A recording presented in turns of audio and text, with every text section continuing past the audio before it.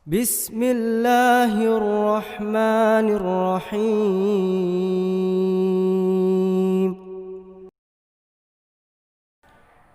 Bismillah, Assalamualaikum warahmatullahi wabarakatuh. Kita mengucapkan puji syukur kepada Allah Subhanahu wa Ta'ala, sebagaimana Allah telah memberikan kita rahmat dan kurnia sehingga kita bisa melakukan segala aktivitas.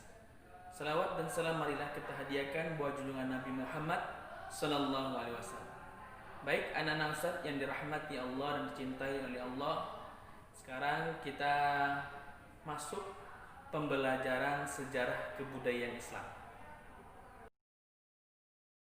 Baik, kita masuk dalam bab 2, yaitu peristiwa-peristiwa penting sebelum menjadi rasul. Dalam bab 2 ini kita akan membahas yaitu bagian yang terkecil itu ada 10. Namun yang kita dalam pertemuan kedua ini kita akan cuma 4 yang kita bahas. Bagian-bagiannya yaitu adalah pertama, kembali ke pangkuan ibunda. Yang kedua, dalam pengasuhan kakek yang penyayang. Yang ketiga, dalam pengasuhan paman yang penyayang. Yang keempat, perjalanan ke Syam dan bertemu dengan Buhairah.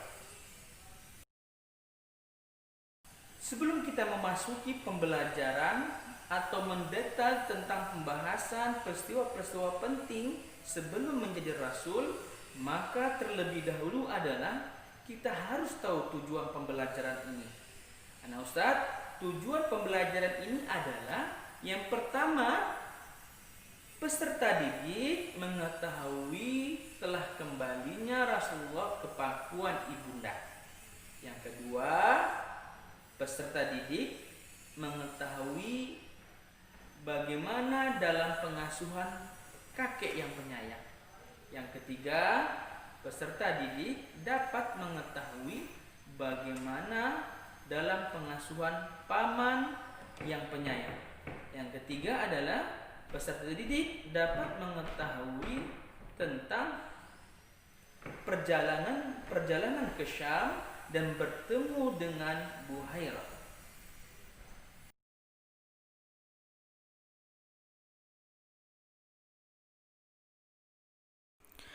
Peristiwa-peristiwa penting sebelum menjadi rasul.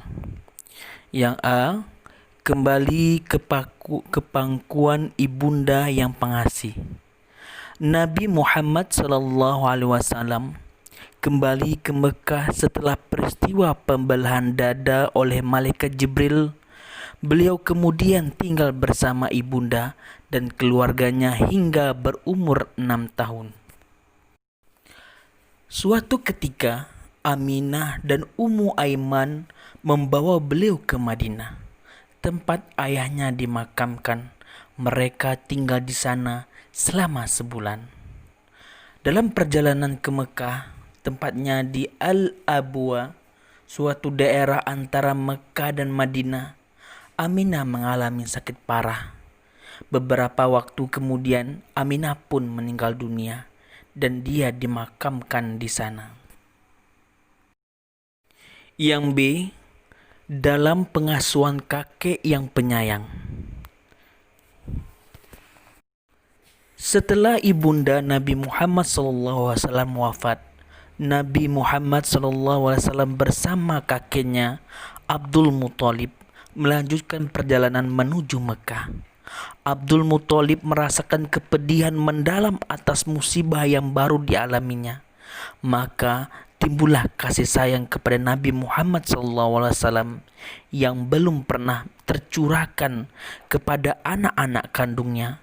Ia mengagungkan kedudukan cucunya itu, mengutamakannya di atas anak-anak yang lain, memuliakannya dengan setinggi-tinggi kemuliaan, bahkan mendudukkan beliau di tempat khusus yang tidak ada seorang pun yang berani duduk di atasnya. Ia sering mengusap punggung cucunya itu dan amat senang ketika melihat tingkahnya. Ia yakin bahwa anak kesayangannya ini akan menjadi orang besar. Namun Abdul Muthalib wafat 2 tahun kemudian saat umur Nabi Sallallahu Alaihi Wasallam masih 8 tahun lebih 2 bulan 10 hari. Yang C, dalam pengasuhan paman yang penyayang.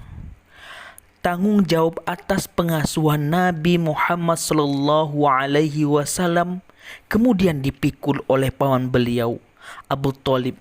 Ia adalah saudara kandung Abdullah.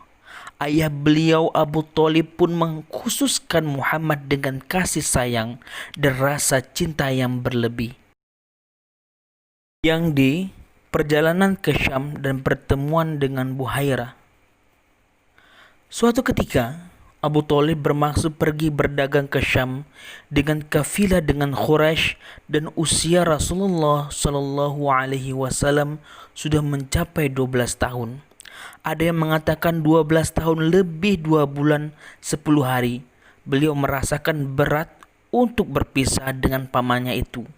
Timbullah perasaan iba dalam hati Abu Thalib kepada keponakannya ini hingga beliau diajak pergi bersamanya. Kafilah mereka pun tiba di dekat kota Bushra di pinggiran negeri Syam.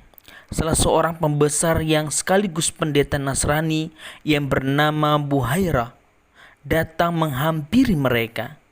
Ia berjalan menyusup di antara kafilah dagang tersebut hingga menemui Nabi Muhammad sallallahu alaihi wasallam. Kemudian sambil memegang tangan beliau ia berkata, "Anak ini adalah pemimpin alam semesta. Anak ini adalah utusan Rabb semesta alam. Ia diutus oleh Allah sebagai rahmat bagi seluruh alam." Maka orang-orang bertanya, "Dari mana engkau tahu hal itu?" Buhairah menjawab, "Sebenarnya ketika kalian mendaki bukit, semua bebatuan dan pepohonan merunduk untuk bersujud. Dari mereka bersujud kepada seorang nabi. Sungguh aku mengetahui dari tanda atau cap kenabian yang menyerupai apel yang ada di bawah tulang rawan bahunya. Kami membaca keterangan itu di dalam kitab-kitab kami. Dan ketika ia berjalan ada awan yang terus memayunginya." Rahib ini lantas berkata, "Lihatlah, ia selalu dinaungi awan di atasnya." Kemudian Buhairah menghormati kafilah Quraisy tersebut. Dengan menjamunya, dia meminta kepada Abu Thalib supaya mengembalikan Nabi Muhammad Sallallahu Alaihi Wasallam ke Mekah. Tidak membawa beliau ke Syam karena khawatir diganggu orang-orang Yahudi dan Romawi. Abu Thalib pun kembali bersama Nabi Muhammad Sallallahu Alaihi Wasallam ke Mekah. Itu saja penyampaian. Saya akhiri. Assalamualaikum warahmatullahi wabarakatuh.